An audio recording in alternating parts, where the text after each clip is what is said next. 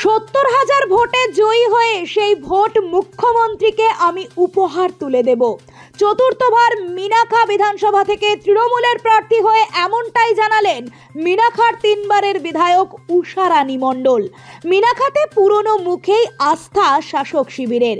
2011, 2016 ও 2021-এর বিধানসভা নির্বাচনে তৃণমূল কংগ্রেসের বিধায়কের দায়িত্ব সামলেছেন উষারানী মণ্ডল।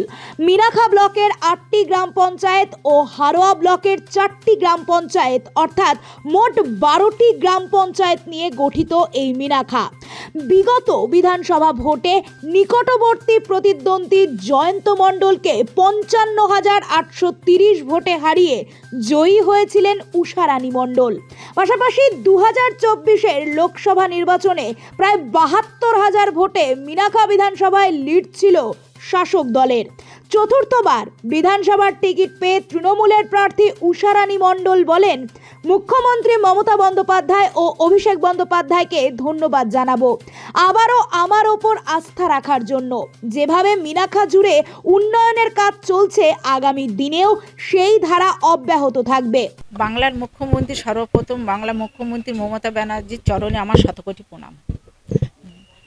রাজ্যের সাধারণ সম্পাদক অভিষেক বন্দ্যোপাধ্যায়কে অসংখ্য ধন্যবাদ জানাই। 2011, 2016, 2021 তিনবার আমাকে মিনাখায় পাঠিয়েছিলেন। এবার চতুর্থবারের জন্য আবার আমাকে মিনাখার দরবারে পাঠিয়েছেন মানুষের কাজ করার জন্য, মানুষের পাশে থাকার জন্য। উন্নয়নের নিরিখে মানুষ আজকে ভোট দেবে। মানুষ 2026-এ বিধানসভায় 70,000-এর অধিক ভোটে মিনাখা বিধানসভা জিতবে। এই 70,000 ভোট বাংলার মুখ্যমন্ত্রী মমতা ব্যানার্জির হাতে আমি তুলে দেব। মমতা ব্যানার্জি চতুর্থবারের জন্য আবার মুখ্যমন্ত্রী হবেন। 200-র অধিক আসন নিয়ে আবার বাংলার মুখ্যমন্ত্রী মমতা ব্যানার্জি। এলাকা উন্নয়ন হচ্ছে 2011 সাল থেকে। আবার দিদি যে উন্নয়ন করবেন আমি নিশ্চয়ই সেই উন্নয়নের ডালি নিয়ে আবার মানুষের কাছে পৌঁছাবো।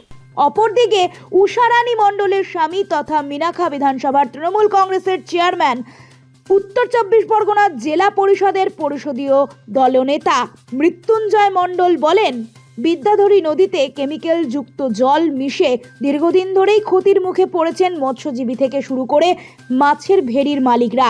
সঠিকভাবে লাভের মুখ দেখতে পাচ্ছে না। আমি ব্যক্তিগতভাবে সুন্দরবন উন্নয়ন বোর্ডের সঙ্গে বিষয়টি নিয়ে আলোচনা করেছি, যাতে বিদ্যাধরী নদীর জলকে প্রস্তুত করা যায় এবং আগামী দিনে নদীকে পরিশ্রুত রাখার জন্য সব রকম চেষ্টা করব। পাশাপাশি তিনি এও বলেন, আইএসএফ নেতা কর্মী সমর্থকরাও কিছুটা ঝামেলা গন্ডগোল করার চেষ্টা করছেন। তাদেরকেও বলবো, যেভাবে শাসক দল উন্নয়ন করে চলেছে দিনের পর দিন তারা বুঝুক, শাসক দলের গুরুত্ব সম্পর্কে জানুক। কারণ আইএসএফ বা বিজেপির কোনো রকম ভবিষ্যৎ এই বাংলায় নেই। তাই মূল প্রতিপক্ষ হিসেবে কাউকেই এখানে মিনাখা বিধানসভাতে দেখা যাচ্ছে না। যুদ্ধের মাঠে কাউকেই খুঁজেও পাওয়া যাচ্ছে না। আগামী বিধানসভা নির্বাচনেও তৃণমূল কংগ্রেস মিনাখা বিধানসভা থেকেই বিপুল ভোটে জয়ী হবে। দেখুন, এক সময়ে বিদ্যাধরী নদীতে একদম সুদূর সেই সাগর থেকে বিভিন্ন মাছের পোনা, গলদা চিংড়ি, চামানে চিংড়ি, মানে গলদা, পার্শে, বাগদা, ট্যাংরা, ভেটকি, এই সমস্ত পোনাগুলো এসে আসতো এবং সেগুলো দেখা যাচ্ছে ভেড়িতে যারা মাছ চাষ করতো তাদের এই সমস্ত মাছগুলো ফেলতে হতো না, যেভাবে মিন আসতো। কিন্তু এখন সেই মিনগুলো সব আর আসতে পারছে না, তারা মারা যাচ্ছে। মারা যাওয়ার একটাই কারণ হচ্ছে ওধারে লেদার কমপ্লেক্সের অ্যাসিডযুক্ত জল এবং ক্যালকাটা কর্পোরেশনের যে বাগজোলা খাল আছে সেই বাগজোলা খালের অত্যন্ত ময়লা এবং দূষিত জল সেটা বিদ্যাধরী নদীতে গিয়ে পড়ছে, যার ফলে এই মিনগুলো আর এধারে আসতে পারছে না, মারা যাচ্ছে।